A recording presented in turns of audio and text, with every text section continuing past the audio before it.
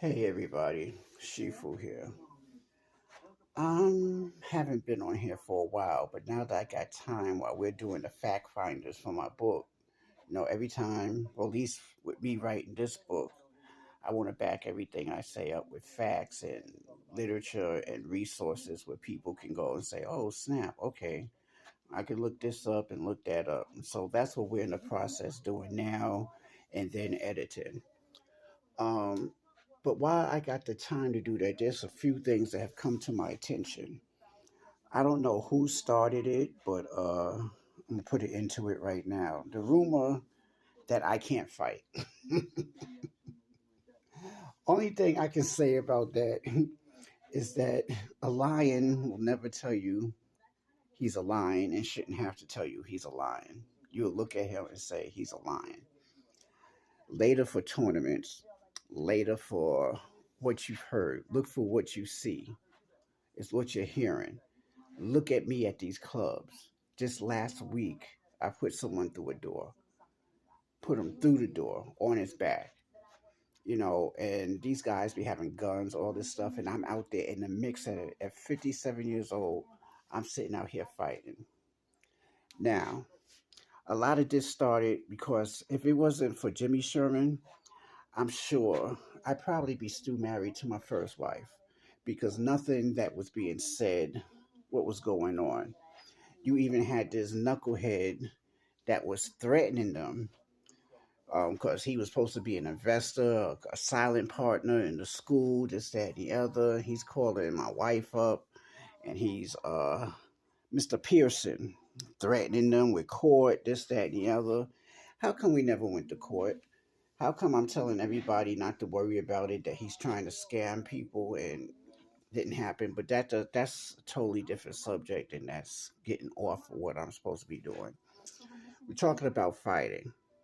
I come from an era, for one, yes, we did point fighting. It wasn't called point fighting, it was just a tournament. You had full contact, you had semi contact. All right. I was in both as a super peewee and then as I progressed. Never mind Rikers Island. Anybody who knows me will tell you on Rikers Island, I pretty much did some serious damage and came out without a scratch. That's second. Third, Sandar tournaments is mostly what we talk. In Sandar, you could sweep, you could throw somebody over your shoulder, you could use your elbows, you could do all these things in Sandar tournaments. I want to see a point system person fight in a Sandar tournament and see how well they do. Because all that hitting near the head and all that, it just doesn't go. And I'm not saying one is better than the other. Because I fought in sport karate probably about 15 years ago. I hadn't fought, literally, I haven't fought in 20 some odd years. And I decided when we was in Virginia, I was going to fight in the National Black Belt League. Meanwhile, I was 84 pounds overweight. I was never a heavyweight, never. I fought. It was funny. I had no air. I had no nothing. And then they had the nerve to put me against eight-time world champion David Kopak. This man was so good. And he took it easy on me because he saw the era where I was from. But I only lost, what, 6-5, 7-5, something like that. And so for a person that was 84 pounds overweight, who didn't fight in over 20 years, didn't train, didn't really know what to expect.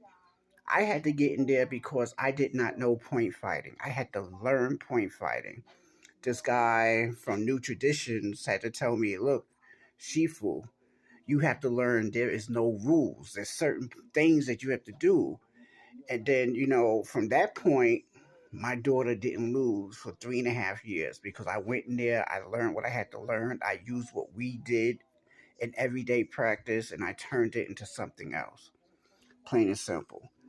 But there's this guy, Dell. What happened with Dell, I'm not even going to go into the church thing. That's going to, because it's going to take too long, and that's a totally different video. I made him a partner. This man I'm talking about, he trained for 40 years. I see posts. Oh yeah, I trained for 40 years. If you did, it is sure hard to tell. Cause here training, I was 84 pounds overweight. You got to be at least 200 pounds overweight. No kung fu's. I would show them the form, and granted, I would have to check with my instructor, Zhongji Creighton, because we were coming up with something new. So I would show it to them one way, and Creighton would say, "No, that's not it. We have to do it this way," because we were creating something totally different. We were taking. I can't say we created our own style. What I can say is, out of all the teachers I've had, from Mataka Bear, Creighton, Wei Hung, on down the line, I've taken the best of what they have showed me and put it all into a bundle. So I'm not creating anything. I'm just, scratching what's not necessary or what I feel is not necessary for now. Anywho, getting back to the fighting, I put up one of the most devastating things besides me getting sick these last couple of years was my training partners, Jeff and Jerry Monroe. They were the co-founders of the Guardian Angels in New York, and their brother Patrick. We all used to train together. And then Pappy Mason, all of us, we used to train together. And if y'all don't know who Pappy Mason is, you could just look him up. And Pappy was a bad dude. And these are the people that I train with. Now, the Guardian Angels, I was never a Guardian Angel, but when I used to cut school all the time because I couldn't stand school, I would go to Coney Island and just stay there and hang out at Coney Island. And there was a group there called the Magnificent 13. This was the group that eventually became the Guardian Angels. And that's when I started training with Jeff and Jerry. Curtis Silva, I never really met, but Jeff and Jerry and their brother Patrick were trained by their dad. And from that group comes the great T. Taylor, who was the stunt double for Shonuff in The Last Dragon. Our history goes way back. But to make a long story short, because I'm not going to make these videos very long, this guy gets up there and he says the Guardian Angels, Jeff and Jerry, them boys were getting their butt whipped all the time. And I'm like, who do you think you're talking about? These dudes were with you?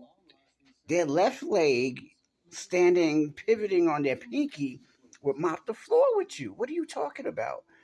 Then he's talking about my daughter and how I dropped the ball and this, that, and the other. When everything that you learn and is from hearsay, but it's okay. Say what you want. I'm built for this crap. Then you turn around and you talk about, okay, now you want to fight me. I never heard anything from him after that. No, all they do is this. People want to talk and want to be part of something that they can't. And so then he's talking about I can't fight, that all I do is threaten people. I come from an era, let me address that. I come from an era that if I'm at the park and someone says to me, look, man, I was talking with Robert, and Robert said that you did this and you said this, that, and the other. What we did back then, we would go to Robert's door, knock on his door. Mrs. Jones, can Robert come out to play? All right, he has to finish this, but he'll be out in 5 minutes. We will wait there for 5 minutes for Robert to come out. Robert will come out not knowing what's going on, turn the corner, and I was like, what's this you said about this, that, and the other? And I would punch Robert dead in his chest or sweep him or kick him in the head. I would come home that day and I get jumped. That's how we handled things back then. That's because we were warriors. We weren't, carrying guns, even though guns were available. We didn't do all that. Especially since I was in Chinatown and I trained with Pappy, of course I had access to guns. At the same time, we didn't do all that. So when you apply that old school mentality to today's standards, all of a sudden, oh, you think you this, or that's all you can do is challenge people. And I said, no, that's just who I am. If you can't deal with that, then you shouldn't open up your mouth. That's what it comes down to. But again, when it comes to fighting, I'm out there real fighting at 57. I had cancer, I had pneumonia, I had two blood clots in my legs. I thank my doctors in Peachtree City for keeping everything quiet because people were trying to find out what was going on, this, that, and the other. And I didn't want anybody to know because if you're not there with me now, you're not going to be there with me when we finish. You guys will get to, I will get to these other videos, but I want to keep these like 12 minutes because, going 25 minutes for a video is a little bit too much. And so back to fighting, I'm not going to say I can fight or not. Only thing I can say, there's three people: Jimmy Sherman, Jerry Hamilton, and Del Kenji. Either one of you guys, or all three of you guys, the challenge will always be there. And the difference is, I train and I have the ability to train all day. Since I've had cancer, I was on disability, blah, blah, blah, blah, blah, blah. I can train all day. You guys can't, so I'm automatically going to be better. That's why my yellow belts were beating up black belts. It wasn't because they were necessarily better or they should be black belts. It's because our classes were longer and we trained harder. That's what it was about. It's old school at its best, and that's what we're trying to do now. So, if you feel that I cannot fight, that's fine. I don't care. Only thing I can suggest to you is try. Come try it. The school hasn't moved. I got 8-year olds that will wax the floor with you guys. And bring your kids too, because I got students for them. You could bring your girls, I got students for them. Bring whoever you wish.